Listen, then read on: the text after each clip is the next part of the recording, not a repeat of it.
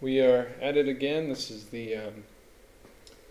one of the best places to stand here. I did all these tests. I don't know if it really helped me out at all. So we are here at the next step of the class. If you saw this before, it wasn't particularly good quality. I've changed some things around so that hopefully the audio is better and there's not a fan right next to the computer. And my wife said I should be a little nicer. So I'll try to do that. It's hard when you're talking to yourself, because when I talk to myself, I'm not particularly nice. So, I think I just got a text message from my wife.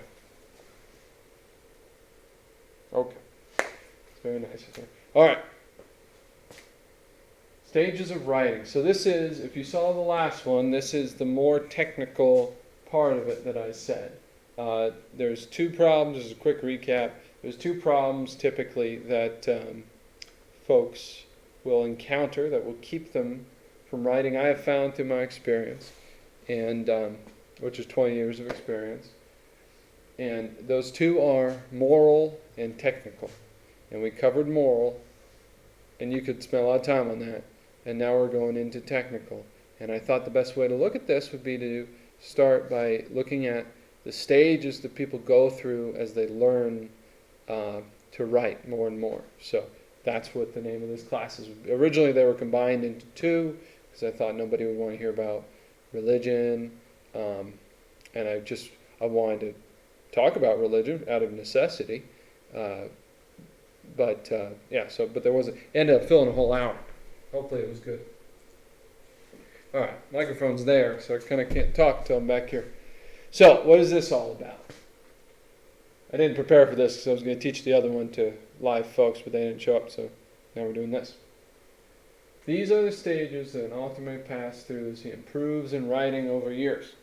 This is just an example that I found to be true for me, and I think it might be consistent. There's a lot of people I talk to that actually, this is what kind of got me into it, that I see stuck at this spot or that spot, and we'll go through them, that I know how they get to the next spot, it's just, so I've seen it in other people too, is what I'm trying to say. I think, as much as I am an authority, which is very little, which is why this is free for you.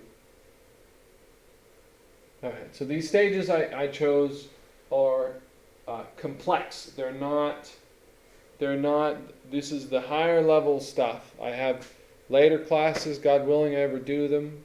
I've talked to the library, they might just pay me. If no one shows up, it'd be nice. Not this time, maybe next time. And if I can get $50, I can justify it.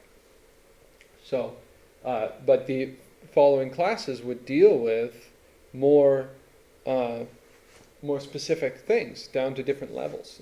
I was working on one this morning, for instance.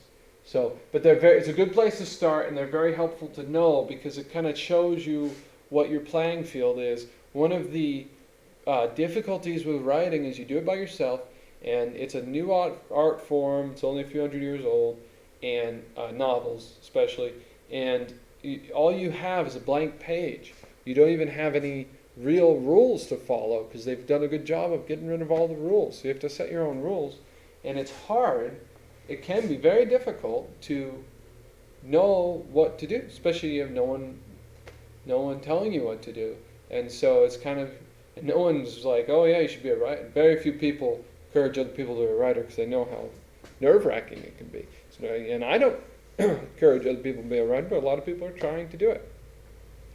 And so it's good to just have a map of where you're going. And especially, one of the biggest things that you could know that would be very helpful, I think, is that the most important thing you can do is usually to write the next book or the next step.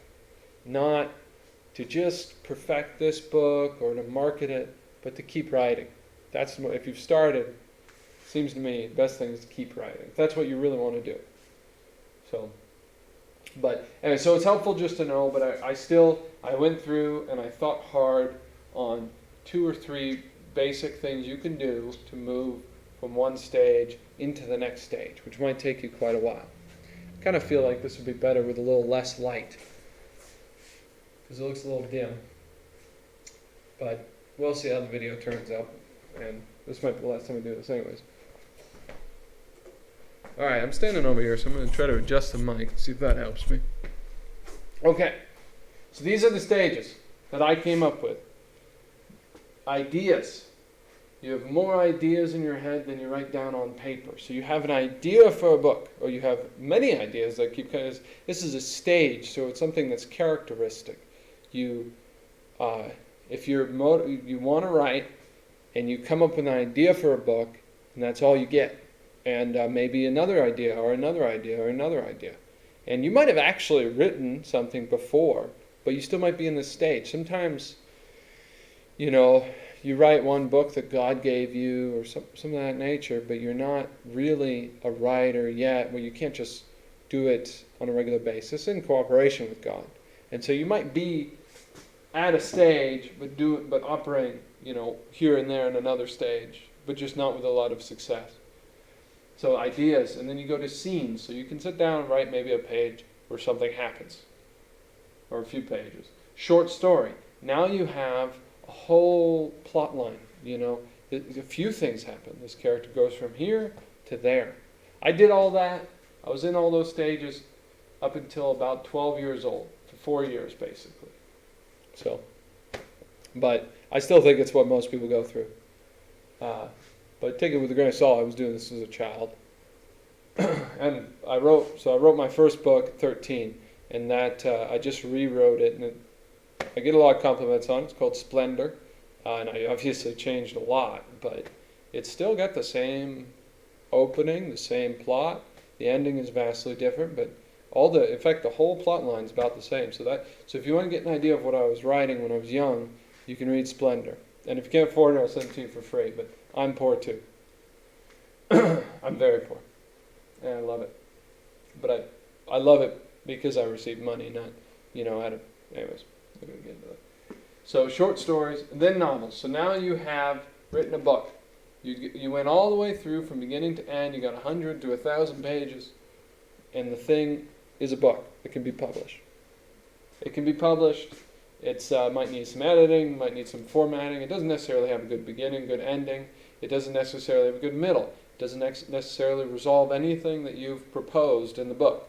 But it's a book, and it can go out there. And then a series. This is actually, we'll get into this, but this is what's surprising is you tend to write more books I have found, for me, to fix or to finish the books you've already written. A lot of people have done that. And then you're a good writer, in my opinion, when you can finish a book well. When you can write it, and I only just did that 2 years ago now with Splendor, actually, and then Sailed Failure after that. And I wrote the ending of a long series too, but the one that I finished when I was 18, the first book of it, is you write a whole book and it's self-contained. And it's good. It has a good beginning, good ending, or at least a good ending. It's done. It's about learning how to end a book. That's what it's about. It's going pretty quick. All right. What does it look like? It's very simple. We're just going to go through all the stages I have proposed and talk about what it looks like so that you know where you are and hopefully how to get to the next place and where you're going. If you want to commit yourself to this. So, you know you're in the idea stage when you maybe you've written a book before, like I've said. Maybe it was 10 years ago or something. But you have a great idea for a book, and you go and maybe even get a couple words down, but that's it. Maybe even get a paragraph down, but it's trash. You can't go from what's in your head, what's in your mind, to the actual book on the page, or even a scene. You can't translate it to the medium. That makes sense. And so a lot of people, that's the essence of it, but a lot of people find various ways to try to address it, and they tend to write a lot of outlines, draw maps, have tools that they make, talk about their characters, post on Instagram a lot. But and the thing about that is that's good for a later stage. And that's how it is with this, because this is a complex labor, and it's not necessarily a very, it's not a simple one, and it's not necessarily, no labor is simple, but it's not necessarily what God wants for you. So that's why we started with morality. And if you want to do it, I mean, anything that has happened is God's will, one way or the other. But you really should pray hard. And then but this is about the technique of it, and you need to know that with outlines and tools and things like that, probably you're just biding time and trying to massage it and trying to wait for inspiration or get it to come out. And what you need is something more concrete. You cannot, this is not a page, this is not a chapter, okay? So you can do those things, but not for the stage. So many people, and it's hard to tell them directly, because I am a lot nicer in person, and for years you can watch them like, oh, I've got this new character, got this, very excited, and you look at what they've actually written, and it's not very much. Those sorts of tools we'll talk about, but those sorts of tools are for when you have a lot going on in your books. That's what it's for. Or if you're really good at ending a book and you need something very precise, that's when you start using tools like that, because they track things and they keep track of things for you. But and so if you have a lot of things going on, you can't keep track of this person doing that, and you kind of lose your momentum because it just kind of gets out of your grip. But you're not at that stage yet. So just kind of put them away. You put them away. Don't do them anymore. They're not helping you. I think I beat that to death. So you wrote a sentence or two, and then you wrote a different thing in a different book, and blah blah here, there, and these are all things people will do when they're writing a lot, but you haven't learned how to write the first thing. This is a little harder to read. So what can you do to get to the next stage? Understand, the next stage is not finishing a book. The next stage is writing scenes. You need to be able to just write one thing happening from beginning to end, one event, like a school shooting, only on my mind because somebody was writing a book about it. School shooting, from beginning to end, or not even really the whole large event, but just like, okay, you walk into the room and you drink a glass of water, you sit down, you have a conversation ends. That's your scene. It's not even a full chapter. That's all you need to do. Okay? So it's good if it looks better in your head. Keep it in your head. So whatever your idea that you have that is inspiring you to write, but you can't write, keep it in your head. Don't put it down. Use it as kind of like your guiding star. And then instead of writing that thing, let's say, oh, I've got a really great idea where I'm going to have a fantasy series. It's actually a true thing that happened to me. That I wrote. I have a fantasy series, and it's like Stargate Atlantis. I want different worlds to be connected through gates, but more medieval, not science fiction. So what would that look like? Okay, so I'm going to need a character. So let me come up with a character. His name is Billy. Whatever. I can change it later. William. Probably be more appropriate for the setting. And so the first word is there. William. William, what is he doing when we wake up? Well, he probably just woke up. So I'll just write about him waking up. Now, I know I'm going to go to the fancy gate, but I don't want to spill out all my best stuff right in the beginning. Just write what you need to get there, if that makes sense. And then study a lot. Read a lot of books. Never stop reading books. I do it. I don't like novels. Very hard to find anything that's moral, and well, I do enjoy novels a lot, and that's the problem. They're seductive for me, but basically, I do it as a discipline. I do read fiction often so that I can keep writing. And if I'm writing nonfiction, I read a lot of nonfiction too. So do it as a discipline. Get 15 minutes a day, 6 days a week, And then focus on the parts of a chapter. So look at what, like you just had William waking up. Look at what the other author did. So he started, he had a blank page and he wrote something down, and that's how he started. And then watch how he finishes that, right? What gets him from place to place within a chapter, and then look at that and be very technical, okay? Well, first he was there, then he had dialogue come in. Doesn't look like there was any idea behind the dialogue, it just showed up. Maybe it was just an idea that popped into his head. Okay, but then it made sense because the guy had to leave and go do something. So he said, well, he stood up and left, and he went and did something, So, and study that. Pay attention to it. Look at it like a physician. Okay? Yep. So I'll read this to you because you probably can't read it. It is good if a book looks better in your head. Instead of writing down the idea, write the first chapter and keep everything in your head until you get to it. Study the books around you or authors you know. Focus on the parts of a chapter. When one event occurs, focus on how the author introduces the next idea, how they are connected. Read more. Fiction for ideas and nonfiction on how to write. You can read manuals and stuff. Hopefully I'll put out one at some point.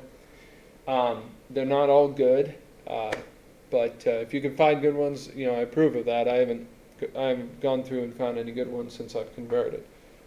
Force yourself to write. So force yourself to do it. It's a labor. Just do something. Doesn't have to be particularly good. Like I said, don't write the thing you want to write. Write what needs to happen leading up to it. Keep going. Write any words that come to your mind until you absolutely cannot go further. Then compare it to your book that you're reading, good book, and try to find something similar that happened there as far as parts. Like it started with description, or it started with action, or it started with dialogue, and then see the part you're stuck. So let's say you started with dialogue, then you described your character, then you had something action happen, somebody, just there was loud noise, it's action, a sudden event that you weren't expecting, and then you got stuck, you didn't know what to do. What was the loud noise? Okay, then go and read that book and compare it and see what they did. So that's just some ideas. But the helpful thing is to know where you're at and where you need to go, and then pray a lot. Pray to St. Jerome. He's helped me a lot. Okay, it's hotter in this one. All right, and then you're on the scene. I have an interesting scene to write. So now you've done a good job. So you're working, So you probably won't turn out good things. You'll turn out a lot of trash, but you'll get a little bit better. Don't worry about that. Okay, I have an interesting scene. So you can write scenes. And how do you know you're in this stage, the next stage? So the previous stage, you couldn't even hardly get words on the page. This stage, you can. But that's all. So one thing happens and that's it. 1, 2, maybe 3, and that's it. You can't put together even a coherent chapter. Things are always starting. You start stories often. You might have an idea of the next scene, but you never write it because you can't, because you don't know how to. Or you do write it, but you cannot connect them or write the in-between scenes. So you wrote this one thing happened, and then you wrote another thing of completely different events that you need to connect, but you can't do it. That's also a sign you're in this state. So here's the thing. So you're starting stories often, right? So you start this story, and this is how I personally got through this, is at, 9 or 10 years old. So let's say I had an interesting dream, which I don't recommend this, but that's just something I did. So let's say I had a dream and I wrote it down because it was interesting. I had another dream with completely different characters and everything, obviously, because it's just random vomit of your mind, and you shouldn't look into it. Like Freud, who died of suicide, cursing the church. God rest his soul. But anyway, so the point is, you change things in the next one, or in the first one, but probably the next one would be easier. The second scene that you got in your head of a new story to start, change the characters, change the setting. These are just tools. You don't be too attached to them. If you can help it, I'm trying to be nicer. Change them so that they fit in with the previous scene, and do the minimum to do that, so that you can string a few together until you have a bigger work. Okay? Force it to fit the previous one by changing character, setting, other moving parts, I call them. I have a good example. I did this when I was first talking about teaching people to write. I wanted to show them one thing they could do, and then I was telling people to pay me to teach them to write. So if you go on Catholic365.com and you look at my name, Nathaniel Slattery, I will teach you how to write. That article, you'll see a good example of how I did that. I wrote one scene, I wrote another scene, completely connected. I think one was modern and the other one was science fiction. And then I changed one of the scenes so it fit in with the previous one. And then this is where you can you have to be thick-skinned, because people aren't, and it helps to get the right people. People aren't particularly helpful. The general public does not know how to write, and they hardly know how to read. And it's not an elitist thing. This isn't a very special field. It's not a necessary field. Most people, it's unfortunate that me and you are involved in it because it has so many risks to your soul. Okay. So, but you can at this point share it with other people, or just tell them what your idea is. Even if you're embarrassed about this or that thing, you can don't tell them those parts. And then ask them, what do you think would happen next? Or what are you wondering about this? Could you help me? I'm just trying to keep it going. I don't know if it'll turn into anything, but it seemed interesting to me. So help me. All right. I have a story, but it's not worth much. So now you have a short story. You have maybe 10, 15 pages with one character that goes through some kind of minor event or minor change in his life, and it's a complete story, more or less. So, and a lot of times, a short story, I remember when I was doing this, a short story is a good premise for a novel. You just don't have. I remember, there are some stages where you're just kind of filling pages, but you just don't have enough skill to fill out the book. And if you read, it's my worst book that you can still get. It's called, it's the prequel to The Wounded. It's called The Breaking of a Man. You will see in that I was just getting out of this stage, and I followed my own advice that I have here on this page. You can see how it's several short stories that are put together. And you can kind of see what I did if you want to study. Like I said, it's not a particularly good book. And you'll probably see about halfway through where I had generated enough material from all these short stories that I connected together that it no longer, now it had its own momentum. All right. So so what does this look like? You have several scenes tied together into a plot. It has a beginning and an end. It's probably 20 pages or less. You might have done this several times. You might have written an anthology, a collection of short stories, which is funny because all you had to do is change these characters or whatever, and you would have an actual novel. It wouldn't be a good novel, probably, but that's fine. It'd be better than an anthology, in my humble opinion. Because what we're trying to do is glorify God. We're trying to build and pursue what He has given us. We're not just trying to sell books. That's what I'm trying to do. That's what I'm teaching. You can do what you want to do. You may or may not have unresolved plot elements. So that's something you will see as we get towards the end. So this is something that's kind of a part of the whole process. You're always learning how to finish things. At first, in these first 3 stages, you're kind of learning how to generate things, but that's super easy.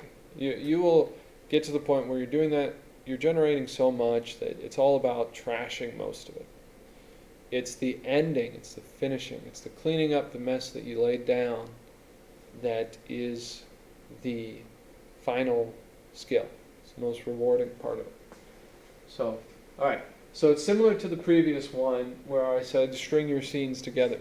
In this case now, you have bigger materials, so you have to force them a little bit harder to go together. And that's fine. You might lose a little bit of quality of the individual part, but you're trying to get, I think, if you're watching this, to a novel, to a full work. And it's just part of the process. As long as you're not doing anything immoral, your quality, don't have this artistic, these artists are very, very attached to their own work. And it's embarrassing for everybody else, because we all know, and it's just you're not that good. Don't worry about it. Probably no one will ever read it. So just learn, practice, try in that way. But not immoral. Don't try immoral things. All right? Have your moral rules to guide you, because otherwise God will prevent you, or He won't, and you'll be punished. All right.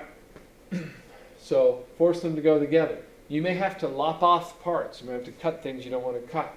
You may have to skip down the plot. So, for instance, you have one short story, and then you have another short story, but you can't get it to go right on the end because it's so you've written. So you can change things on the second short story, so that I wish I had examples. It would take a long time to give you good examples of all this. But basically, you might have another short story that fits way down here. And you'll experience that more and more as you become a good writer. I recommend generally keeping it in your mind, like I said before, to kind of draw you forward. But you can also, at this stage, as you get a little bit better, you can write that stuff down and just say, oh, this is 10 chapters away. This is this is in a way different part of the book. Don't indulge in that too much, and don't indulge in that before this stage, because you'll just hem yourself in, and you won't have a lot of energy. All right. Take your idea for a short story and make it match the last story, and then work your way towards it. Study novels in their full structure, more than at the idea stage. Look at how much content might be devoted to transition, or background, or something else, dialogue, whatever. Look at their formula. And even incorporate this by force, or count if you have to, because you're learning a labor. Count what they did. 4 lines of dialogue, and they did 2 paragraphs of description, and match it, because you're learning. You're not trying to unearth this special thing. You're working.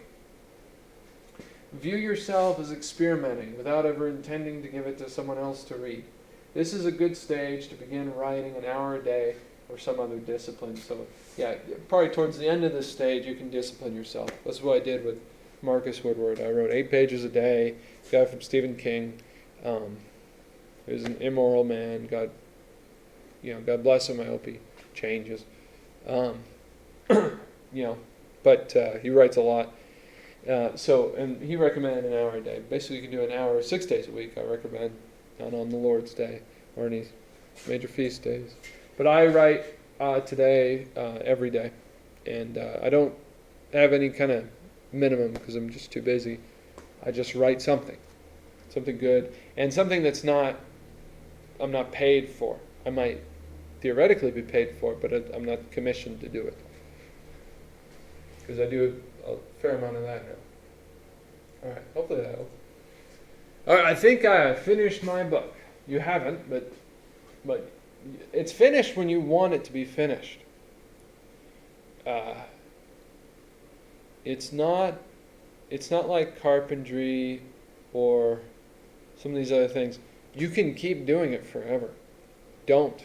Just at some point say, I'm finished, I'm putting this out here. You can rewrite it some other time and re-release it, that's fine. So, this is when you've written a book. You can write a whole book, even if it's not perfect. The ending points to more usually. That's why you get to the next stage, but you didn't end it. You think you're clever, and you are clever. I mean, it is clever by leaving things unresolved, so that so you have more to write, another book to write, right? But you have a sense of commitment. That's the biggest thing. Is kind of up until this point, a lot of times you experience this like, I don't know if I'm ever going to do this. Doesn't matter. I don't know if I'll keep. Maybe it'll just be something I did this one time. But now you actually will finish a book, and you're committed to the book. You've produced it. So what can you do to get past this? Because this is not the ending. In my humble opinion, there are people that God had write one book, but I think if you can write a book and you're not dead, like my dear father, real, who wrote one book, then Lay took him. Keep writing. Keep writing. It's the best thing you can do for God, in my opinion, if you did a good book without offending Him. Do not look away from the writing. This is your root. Do not be distracted by fruits. Don't worry about marketing, selling the book, coming out with merchandise. You can kind of get other people to do that if you have enough people who like your books, and give it around to other people, because that inspires you to keep going. But don't stop writing. And I don't know if I have a good reason for that. It's just a sense. I don't know. I'll tell you what, especially in fiction, I've never seen anyone write one book that I know who then, stopped and became all about that one book and sharing it with people, because they put a lot of effort into it, and that's probably, it's not very rewarding on this earth. And it turned out well. They just seem to fall into vanity and avarice, and they usually don't accomplish very much trying to sell their book anyways. Even the great authors that I've read and the great books that everyone knows, like Tolkien, Lewis, Chesterton, St. Augustine,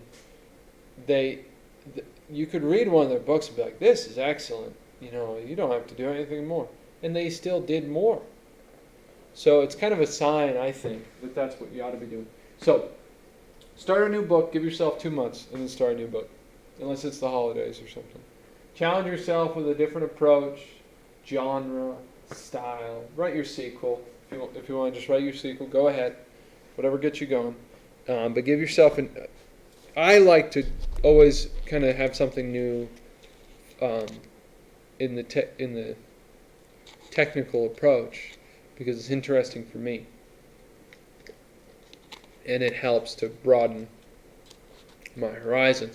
But some people might not be as into the technical, so just because what you're trying to do, I think, if you pick a new genre or like you did science fiction, now do fantasy, you did fantasy and science fiction, now do a nonfiction, whatever, is you're trying to get more of that inspiration, because you only have so much to say.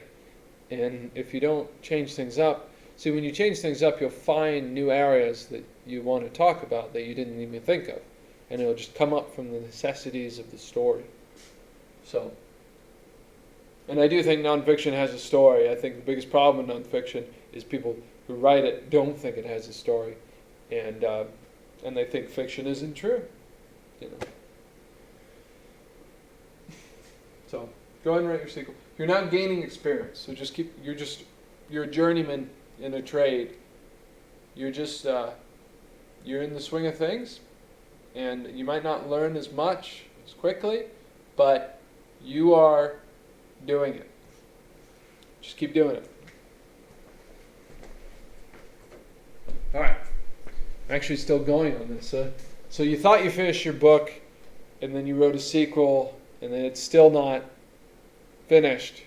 This character's dead, and we haven't celebrated his funeral. That character is going to go on a big journey, whatever. So you keep going, and this is what's really interesting. So you're writing more and more. Books are always ongoing, so you're not finishing your books. You're not finishing the story. It might take 5 books to tell a story, but usually it doesn't. Rather, not the right story. So rather than resolving a plot, you're comfortable putting off the perfect ending until the end of the series. The truth is, you just can't do it. You don't know how to, and that's nothing to be ashamed of. None of us really do. That's the art. Is how do I tie everything together at the end? But even though you know that, there's nothing wrong with just keep going and have another sequel, whatever. Go as long as you want. Some people never end their sequels. They never get to the real beauty of it. But that's fine. That's how you find out. That's how you learn how to do it. Just try every time you get to the end of a book, try to finish everything. It's not actually skillful or particularly impressive to leave things to leave a cliffhanger. That's not impressive. Finishing, like God will at Judgment Day. That's impressive. So, there are complexities which you cannot track even by constant rereading. So that's one of the problems, though, if you keep going with your sequels, is you get more and more things that you have to keep track of, and then it's harder and harder. You've got more matter. It's harder and harder to deal with all of it. It's kind of what's so incredible about Judgment Day is God will raise up everybody in their flesh, even the tyrants that burned themselves, and judge everybody on every thought, word, action, deed. Which I wonder about, like Our Lady. Is she going to stand in judgment too? I think so, but I don't know. I don't know enough. But it's pretty, so that is what we are thinking about. Time is not cyclical. It is linear. And eternity is eternity. It's not cyclical either, but it's eternal. We are trying to imitate our God. We're trying to be perfect like our Father is perfect. And when you're writing a story, you're emulating God, auctor vitae, qua Jesu auctor vitae, the author of life. And that's what you're doing. And God finishes things perfectly, like Herod, John the Baptist got his head cut off by that teenage girl who was dancing and then asked for... Well, a teenage girl, when she died, was dancing on a lake of ice and like a fool. I don't know the details. And then the ice broke open and she was flailing in the water dancing. And then the ice came back and cut her head off. So that's an example of God's perfect justice. It's not poetic. Well, I guess you could, but it's God's poetry. He finishes. And that's not as pleasant to God as taking a great sinner and, like what he did with St. Paul or John Sahuagin. St. John Sahuagin, I think is how you pronounce it.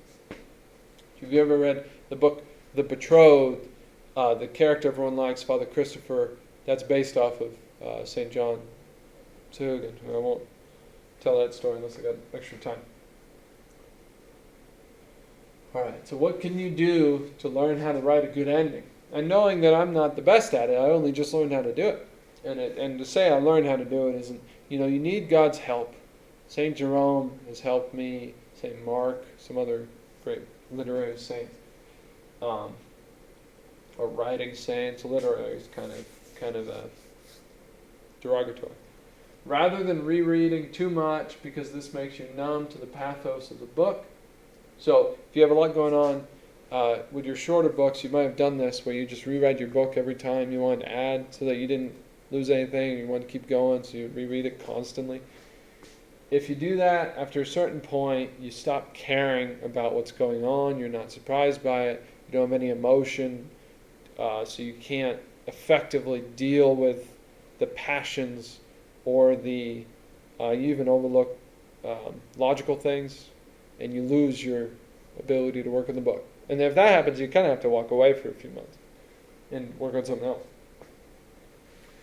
So this makes you numb to the path of the book. So you develop systems. This is what you were trying to do before when you were learning, for tracking things like you might have been distracted with before finishing your first book. Indulge in these systems. Indulge. That is how you get... So kind of the instinct or the ideas that you had before on what you should do that were wrong, this is where they come in. Indulge. Pore over maps. Put together outlines. Draw pictures. Whatever floats your boat that you wanted to do before. Now do it on purpose.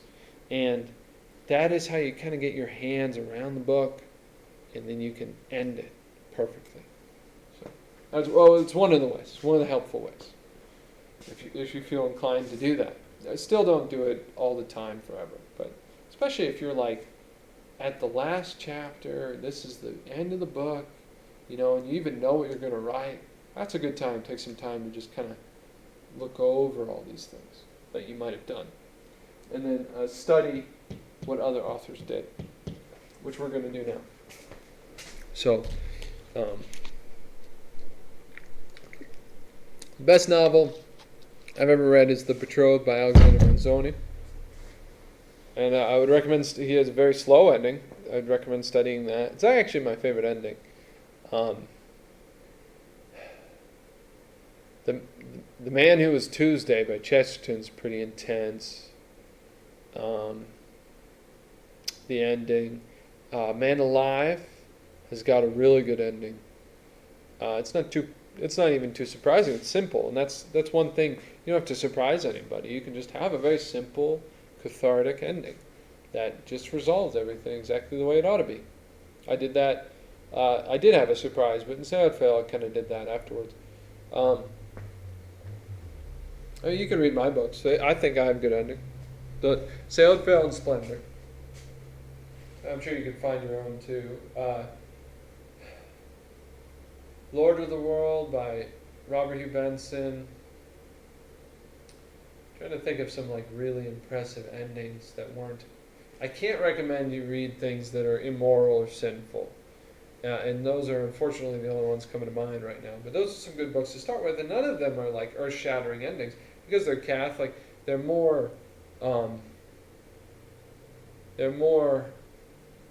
simple and unpretentious. Hopefully you heard that because I'm standing behind the microphone, so I don't know if you heard any of it. All right. Now I know I am finished with my book. I have written a dozen books. This is the first one I've finished. Written a dozen books. I've been published 5 times. This is the first one I've finished. Now I know. So you know you're in this when you have a very special book where you couldn't think to add anything to it. You wouldn't want to write a sequel. You may go back and change things, even major things. You might add something here or there. But you still know it's finished. You could hold its funeral. What does a good ending look like? A good ending begins in the beginning. So you'll see that in a lot of books where either it wraps around to the beginning, where in the very beginning they tell you what's going to happen in a unique way, like Splendor, which my book, so now I'm really vain. It's not my fault. So, it is, I'm a despicable person in a lot of ways. And I regret that God has me doing this. But the only book I'm thinking about that's coming to mind is To Kill a Mockingbird, because they did that in To Kill a Mockingbird. But I remember that not being that good. So there were some other really great endings that, boy, maybe if you really want some good examples, maybe message me or email me, and when I'm not in front of a camera, I could probably think a little bit better. So A good ending begins in the beginning, resolves every part, dispositions each character. No character is left unresolved. It might not change. It might be exactly the way they were in the beginning, but they have been addressed. And it creates catharsis, which you have to look up, but I think Aristotle covered that one. But people, you read a book and then you walk away and you're still thinking about it for a long time. Not always is that a sign of a good book. Sometimes it's you, not the book. But if it happens real consistently, that's catharsis. You have to, I think, to do this well, you have to be open to editing and rewriting. Your best books, you're probably not going to get it the first time. You might even feel like you did. You might feel this is finished. But you still need to go back and look, because there's things you forgot probably. Especially for this one. Beginning in the beginning. Honestly, and this will make you not be impressed with people, a lot of that effect is created because they finished the book and then went back and rewrote the beginning and then came up with something clever to address the end.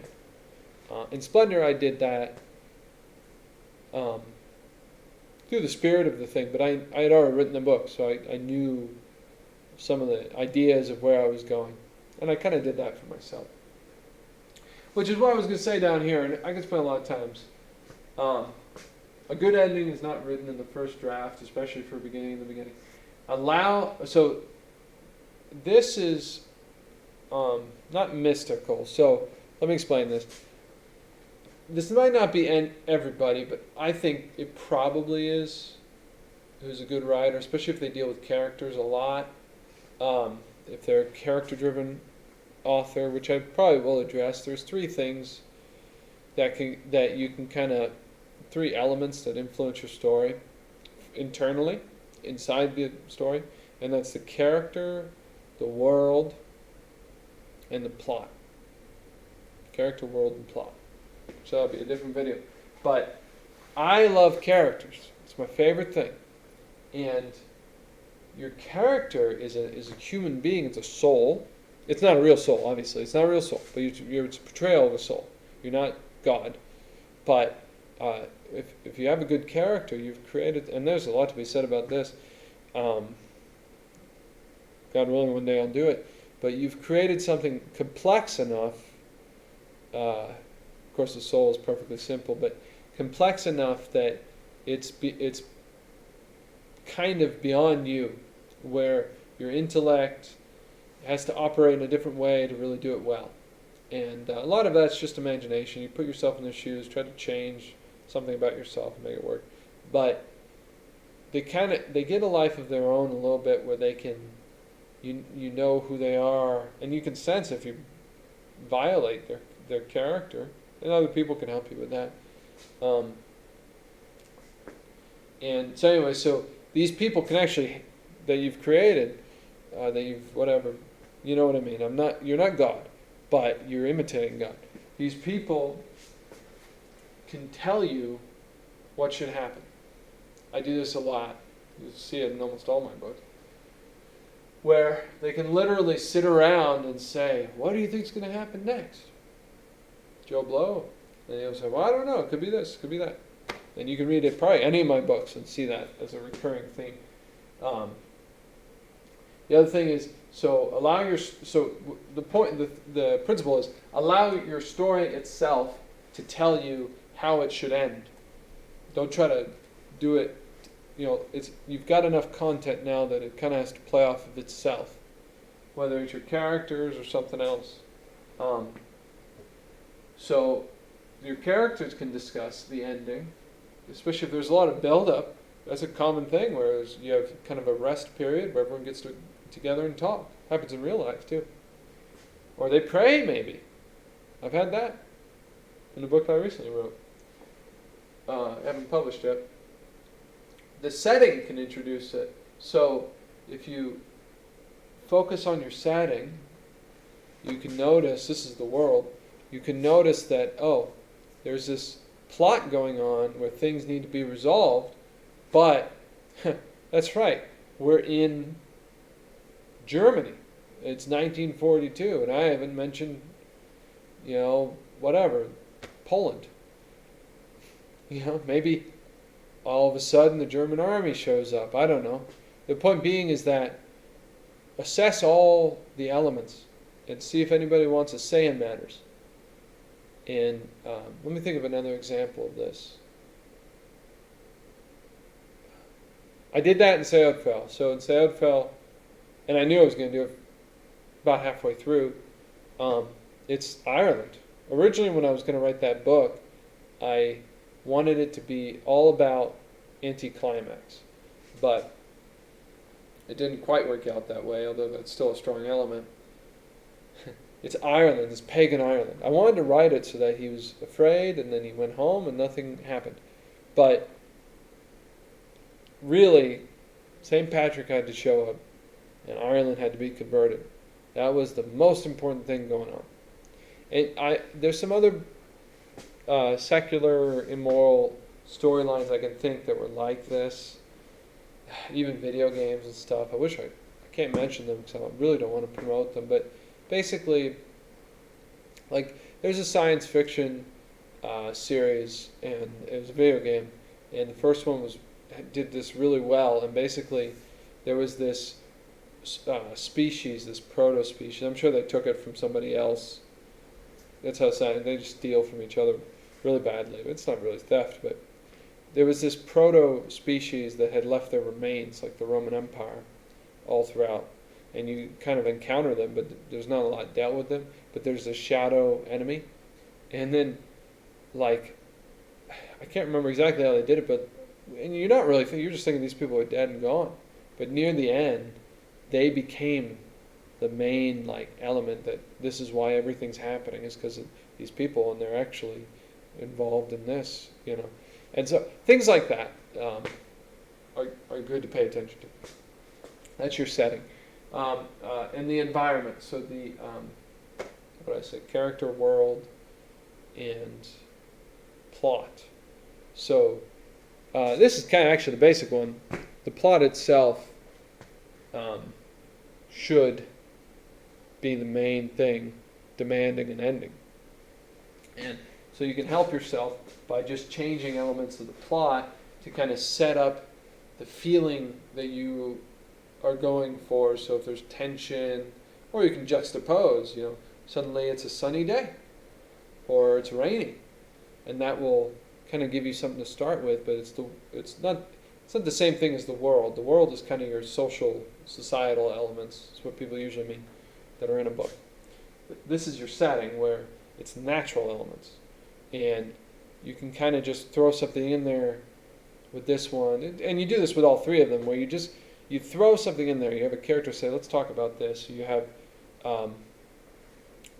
somebody mentions the Romans or something, where it kind of gives it an opportunity to talk. And you could do that with your setting by the weather is a really common one.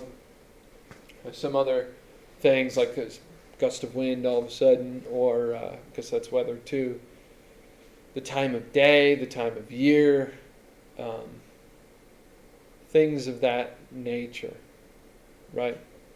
And these are all kind of elements, but that's how you get to write a really good ending. And about done here, about an hour. I think that's the last slide. Yep. So I'll tell you about, I believe it's St. John Sahuagin. So this is an example of God's storytelling. He was you'd call him a vain man, but he was a nobleman. And if I recall, I could be totally wrong about it, but I know the basic story because he did it in the Betrothed. He, very proud, really wanted to defend his honor, and somebody, I think, had murdered his brother or something like that in one of these feuds, these Italian feuds or Spanish. And so he meets the guy, this criminal, who is above the law because of some workings, in the street on Good Friday. And he's got his sword. He could kill him right now. And the guy knows that, obviously, and he falls to his knees and he begs him, in the name of the passion of our Lord, spare me. And the saint embraced him, hugged him, said, how could I take vengeance on somebody? How can I refuse something offered in the name of the passion of our Lord? And and then he left that guy and he walked. The first monastery he saw, he entered himself into it. I think his family members tried to get him back out, and he basically became a monk, led a penitential life from that point forward, just like Father Christopher in the Betrothed. In the Betrothed, he actually murdered the guy, and he did something else that was pretty interesting. That's a really good book, really good book. The Betrothed, best novel I've ever read. There are some problems with it. He's a little bit too naturalistic, but it's a good book. All right, well, God bless you. May the Lord reward you. Today is Saint Wilfrid of York, who went, he was the Archbishop of York, and was elected, I think, 3 times, and was driven out of his diocese by saints, other saints. So there was such a disorder that people weren't sure who was elected properly and that kind of thing. And so he was in exile from good people, other saints. I'm trying to remember who they were. So, pretty interesting story to read. But I'm writing a book now with the main character. It's a young adult book. The main character's name is Wilfrid. First line is, I wasn't thinking of St. Wilfrid, but the first line is Wilfrid Bonnyrigg was the son of a lumberjack. And I'm having a lot of fun writing it. I'm writing it for a good friend of mine, for his daughter, hopefully, God willing. Might be I usually end up writing a bit higher maturity level. So I hope you're doing well. God bless you, and that's the end of this.